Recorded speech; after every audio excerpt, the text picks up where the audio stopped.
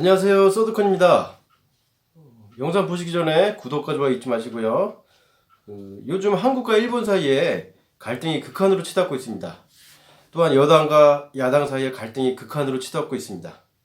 서드컨이 이러한 갈등을 어떻게 해결할 수 있을지 제 의견을 말씀드리겠습니다. 현재 많은 분들이 이 정부나 정부의 정책을 비판하고 있지만 그 대안은 제시하고 있지 않습니다. 그렇습니다. 대안과 해결책을 제시하는 비판은 생산적인 비판입니다. 사회 발전을 이끄는 비판입니다. 그러나 비판을 위한 비판, 대안 없는 비판은 사회 악이고 무책임한 행동이라고 생각합니다. 과거 독재 정권 시절에 운동권 출신들이 반미 반제국주의를 외쳤지만 대안이 있었습니까? 이 나라가 힘이 있었습니까? 명분도 좋고 민족주의도 좋습니다. 하지만 역사를 통해서 민족주의만으로 이 민족을 지켜낼 수 있었습니까? 이 나라가 단일민족입니까? 삼국통일의 주역이었던 신라 지배계층조차도 흉노족이라는 가설도 있습니다. 그리고 과거부터 주변국들과 활발한 교류로 이루어진 나라가 이 대한민국입니다. 한마디로 우리 모두는 혼혈이라고 생각합니다. 또한 세계 질서가 명분만으로 또 민족주의만으로 잡혀나갑니까? 사람과 사람의 관계와 마찬가지로 국가와 국가 간의 관계는 근본적으로 이익을 추구하는 관계입니다. 또한 지금껏 역사의 결론은 힘의 논리가 통해왔습니다. 물론 명분만 가지고 얘기하면 우리가 국력이 있다면 지금이라도 전투기를 일본으로 출격시켜서 전쟁을 해야 할지도 모릅니다. 일제 식민지 통치 시대에 민족 말살 정책을 폈습니다. 이 민족에게 너무나 큰 수치와 상처와 식민 통치라는 아픔을 안겨준 나라가 일본입니다. 이것은 부인할 수 없는 사실입니다. 하지만 일제 식민지 시대 이전에 이 나라는 사대주의를 가지고 중국을 섬겨왔습니다. 이것도 민족의 관점에서 수치스럽고 자존심이 상하는 일들입니다. 나당 연합군이었던 당나라가 이 나라를 삼키려고 신라와 전쟁을 일으켰던 일은 어떻습니까? 일본뿐만 아니라 원나라 시대, 당나라 시대 등등 이 나라는 침략을 당해왔습니다. 이러한 문제들이 명분만으로 민족주의 틀 안에서 해결되지도 않았고 앞으로도 해결되지 않을 것입니다. 모래 위에 집을 짓지 말고 콘크리트 위에 집을 지으라는 것입니다. 소잃고 외양간 고치지 말고 소잃기 전에 외양간을 고치는 것이 정답인 것입니다. 저는 친일파가 아니고 세계 통일정부, 세계 단일 정부를 꿈꾸는 사람입니다. 먼저는 박근혜 정부와 현 정부 중에 누가 더 잘했나를 확인해 보겠습니다. 요즘 문재양이라는 얘기가 있습니다. 이런 얘기가 나온 것은 최저임금 때문에 소상공인이 망했고 이로 인해서 일자리의 부족과 경제의 어려움이 왔다고 보기 때문입니다. 이것이 주된 한 가지이고요. 또 한 가지는 외교 정책의 실패를 지적하고 있습니다. 최저임금 문제는 우파의 논리에 치중할 것이냐, 좌파의 논리에 치중할 것이냐의 관점에 있다고 봅니다. 사실 경제 문제는 최저임금의 문제라기보다는 세계적인 흐름 가운데 일자리의 부족으로 인해 양극화가 증가하는 문제라고 생각합니다. 세계적인 흐름이 무엇이냐 이렇게 물으실 텐데요. 과학기술 문명의 발전으로 인간의 노동력은 줄어들고 있지만 생산은 증가하고 있습니다. 이것이 세계사적 흐름이라는 것입니다. 과거 산업화 시대처럼 뼈 빠지게 일해서 저축을 하고 부를 축적하고 기계 부속품처럼 살아가는 그러한 시대는 종착점에 다다랐다는 생각입니다. 그러한 점에서 끊임없는 경쟁을 추구하는 자본주의 논리는 종식되어야 하고 새로운 패러다임이 등장해야 합니다. 그러한 점에서 좌파의 경제 논리 또한 잘못된 것이 아니라고 생각합니다.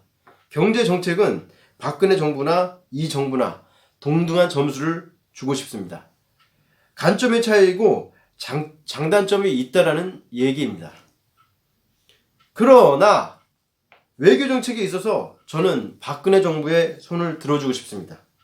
결론적으로 말씀드리면 이 정부의 외교 정책은 실패한 것입니다. 이것만큼은 인정해야 합니다. 편협한 민족주의의 틀 안에서 국제 간의 외교 흐름을 해결하려 하니 해결이 안 되는 것입니다. 앞서 말씀드렸듯이 과거의 이 민족은 편협한 민족주의로 근대화에 늦어진 것입니다. 세계의 외교의 흐름 속에서 민족 감정이나 민족의 문제를 해결하려 할 때 해법이 나오는 것입니다. 이 민족이 힘이 있습니까? 힘이 없어서 침략당하고 수탈당한 것이 자랑입니까? 창피하지 않습니까? 일본과 이 민족은 식민 통치라는 높은 벽이 있습니다. 이 민족에게는 너무나 큰 아픔이고 고통입니다. 그러나 이것은 이 민족의 문제이지 강대국인 일본과 미국이 해결해 줄 수 없습니다. 어느 나라도 해결해 줄 수 없는 것입니다. 이 민족이 이 민족의 문제를 해결해야 한다는 것입니다. 그러기 위해서는 힘이 있어야 한다는 것입니다. 아무 대안도 없이 일본의 심기를 건드리고 경제전쟁을 일으킬 것이 분명하게 보이는 상황에서, 또한 그로 인해서 단기적으로 피해보는 국민들이 수도 없이 많을 텐데요. 조선 왕조가 망했던 그 절차를 반복해야 합니까? 명분만 가지고는 힘을 키울 수 없는 것입니다. 힘이 없기 때문에 일본과의 싸움에서 이길 수가 없고 국제사회에 이 민족의 문제를 호소해봐야 해결책이 없는 것입니다. 과거 고종이 보냈던 특사단도 힘이 없기 때문에 실패한 것이 아닙니까? 예를 들어 보겠습니다. 밤길에 길을 걷다가 흉악범을 만났습니다. 흉악범은 흉기를 들었고 피해자가 대항할 수 없을 정도로 큰 덩치를 지녔습니다. 피해자가 도피할 수 있는 방법은 사전에 범죄를 대비하고 무기를 준비하고 다니든지 미처 대항할 수 없는 준비를 못했다면 도망치는 방법밖에 없는 것입니다. 왜 이 정부는 사전에 원자재 수급에 관한 대안을 준비하지 않고 소잃고 외양간식의 대응을 합니까? 피해보는 사람들이 한두 사람입니까? 기업이 망하고 국민이 망하고 나라가 망할 수 있는 것입니다. 사실 저는 일본과 한국의 국력이나 기술의 차이가 어느 정도인지 통계상, 수치상 내용은 확인하지 않았습니다. 하지만 분명한 것은 우리가 힘이 약합니다. 기술이 부족합니다. 이러한 상황에서 명분만 내세우다가 실리를 잃을 수가 있는 것입니다. 물론, of course, 장기적으로는 더 큰 도약을 할 수 있다고 하지만 일본이 경제 정책을 일으키기 전에 미리 준비를 하든지 외교 정책을 원만히 해야 했습니다. 이러한 점에서 이 정부의 외교 정책은 실패에 가까운 것입니다. 이 점을 인정해야 합니다. 또한 북한 문제도 그렇습니다. 북한은 우리와 같은 민족이 맞습니다. 하지만 지금껏 행했던 외교 정책이나 독재 정치를 보십시오. 신뢰할 수 없는 나라이고 악의 축인 것입니다. 과거 이 나라의 적이 일본의 침략자들이었다면 현재의 적은 북한인 것입니다. 민족의 틀 안에 갇혀서 북한이란 나라를 낙관적으로만 보고 우리가 희생만 해야 하는 이런 상황은 정말 납득할 수 없고 수용할 수 없는 정책인 것입니다. 범죄자가 된 가족을 가족으로 인정해야 합니까? 가족으로는 인정해야 하죠. 하지만 저지른 범죄만큼은 용납해서는 안 되고 불의를 밝히고 올바른 방향으로 이끌어야 하는 것입니다. 또한 전쟁이 무서워서, 폭력이 무서워서 조폭과 손을 잡습니까? 그것은 도리가 아닌 것입니다. 현재 남북 간의 평화는 거짓 평화이고 위장 평화입니다. 북한은 경제 문제를 해결하려고 국제사회의 고립을 회피해보려고 거짓 평화를 하고 있는 것입니다. 또한 남한은 전쟁이 무서워서 북한을 감싸는 실정이고요.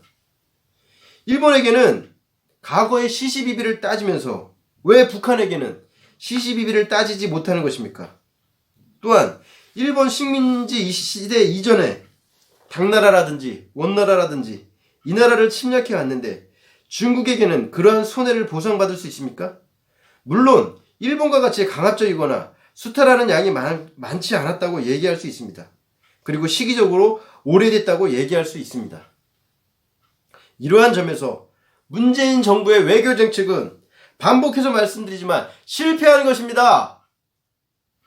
국제사회에서 고립될 수밖에 없는 것입니다.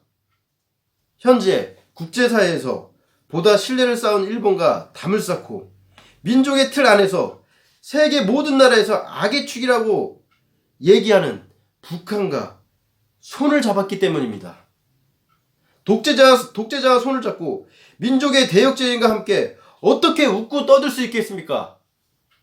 같은 민족이라도 잘못을 인정하고 훼손된 신뢰관계를 회복했을 때 함께 할 수 있는 것입니다. 북한 정권은 자신들이 무엇이 문제인지조차 인정조차 안 하고 살기 위해서 남한에게 국제사회에 손을 내밀고 있었던 것입니다. 이러한 점에서 박근혜 정부의 외교 정책은 보다 더 우수했다고 판단합니다. 한반도 신뢰 프로세스를 통해서 불의를 밝히려고 했기 때문입니다. 그리고 현재의 평화는 박근혜 정부의 그러한 일관된 외교적 노력의 결과라고 생각합니다. 그리고 일본과의 외교 정책도 박근혜 정부가 잘한 것입니다. 과거 식민지 통치 시대의 잘못들은 밝히고 현재는 힘이 없기 때문에 일본과의 화친을 통해서 실리를 추구한 것입니다. 이것은 최선이 될 수 없지만 분명 차선이 될 수 있었던 것입니다. 이렇게 지난 정부와 현 정부의 잘잘못을 가려보았습니다. 현 정부는 외교 정책의 실패를 깨닫고 편협한 민족의 틀을 벗어나서 명분과 실리의 경중을 가려서 최선의 방책을 세우기 바랍니다. 현재는 힘이 없는 것을 인정하고 일본과 하나 되고 더 이상의 경제적인 피해를 막아야 합니다. 기업이 망하면 국민이 망하고 국민이 망하면 나라가 망합니다. 더 이상의 피해자를 만들지 마십시오.